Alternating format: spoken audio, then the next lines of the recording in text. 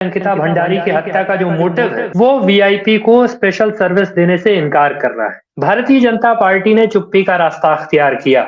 इससे पहले भी भारतीय जनता पार्टी के नेताओं के नाम आए। ये बीजेपी के लिए एक तरह से बचाव का एक तरीका तो नहीं मिल जाएगा कि भाई ये तो ऐसी है। नहीं, बात तो इसलिए भी गंभीर है कि वो अपने ऑडियो में जो कह रही हैं सो कह रही हैं, सॉरी अपने लाइव वीडियो में जो कह रही हैं सो कह रही हैं, और लेकिन उसमें भी उनके तमाम नॉन सीरियसनेस के बावजूद ये बहुत गंभीर बात वो कह रही हैं।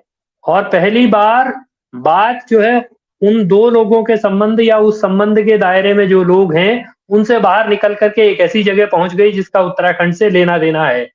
अगर ये भी जांच की मांग इसमें होती है, ये सिचुएशन भी जांच की मांग करती है कि अगर उन्होंने सिर्फ सनसनी के लिए ये सब बातें कही तो भी मामला बहुत गंभीर है।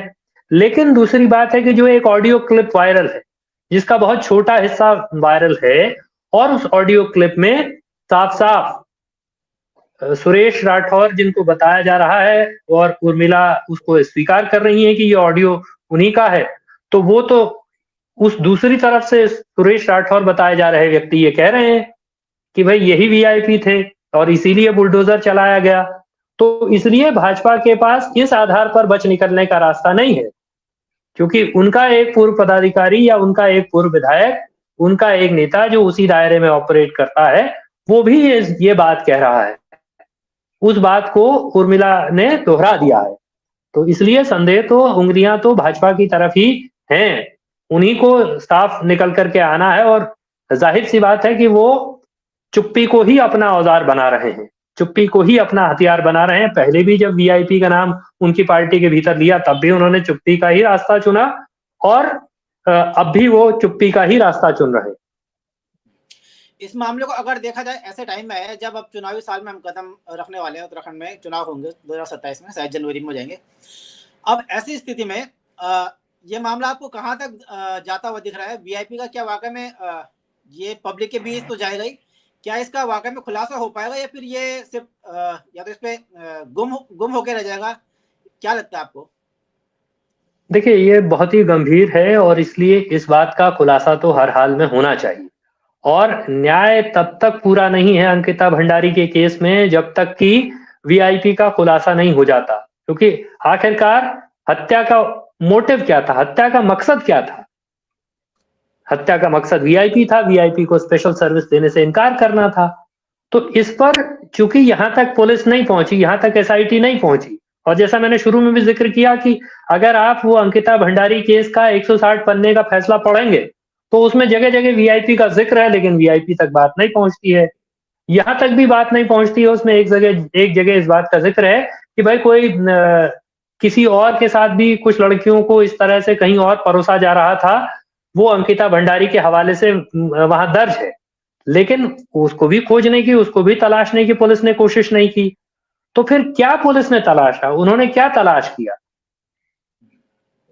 तो जाहिर सी बात है कि उन्होंने अपनी भूमिका किसी ना किसी पॉलिटिकल दबाव में ही ठीक से नहीं निभाई। तो ये तो बार बार ये सवाल रह रह करके गाहे बगाए, एक तरह से कहिए तो अनएक्सपेक्टेड क्वार्टर्स से, ऐसी जगहों से जहां से कि हमको ये उम्मीद नहीं थी कि यहां से भी इसका कोई लेना देना हो सकता है, ये बात हो सकती है, वहां से ये उठ रहा है। और इसमें एक चीज और मैं कहना चाहता हूं जो मुझे लगातार मेरे दिमाग में बात आ रही थी, वो ये कि देखिए, एक और बात हुई कि भाई बुलडोजर किसने चलाया। तो आज के दिन पर अभी ये कह रही हैं कि साहब उर्मिला कह रही हैं कि बुलडोजर आरती गौड़ लेकर के आई। आरती गौड़ ने अपने लाइव में कहा कि विधायक ने बुलडोजर चलाया। उन्होंने भी अपने लाइव में विधायक रेणु बिष्ट का नाम दिया। और हम लोगों ने जिस समय ये बुलडोजर चलाने की कार्रवाई हुई उस समय भी हमने कहा, हम तो तमाम जगह बुलडोजर के बारे में कहते रहे कि बुलडोजर न्याय नहीं अन्याय है और यहाँ बुलडोजर सबूत मिटाने के लिए इस्तेमाल किया गया। ये बहुत साफ बात, उस समय भी ये बात कही गई। लेकिन उस समय अगर आप याद करें तो उस समय मुख्यमंत्री ने ट्विटर हैंडल पर, उस समय के पुलिस महानिदेशक ने ट्विटर हैंडल पर अपनी पीठ थपथपाई कि हमने देखो बुलडोजर न्याय कर दिया, हमने त्वरित बुलडोजर चला दिया।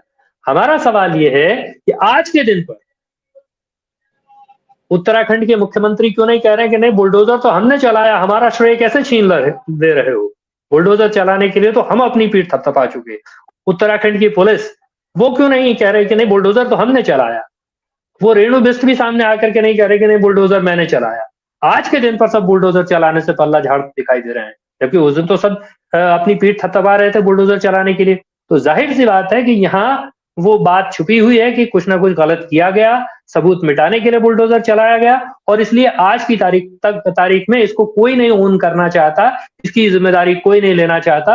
अन्यथा तो बुलडोजर चलाने का श्रेय लेने के लिए तो होड़ लगी हुई है राज्यों के भीतर मुख्यमंत्रियों में, लेकिन इस मामले में ये श्रेय नहीं लिया जाना चाहते, तो जाहिर सी बात है कि कुछ ना कुछ गड़बड़ इसमें की गई।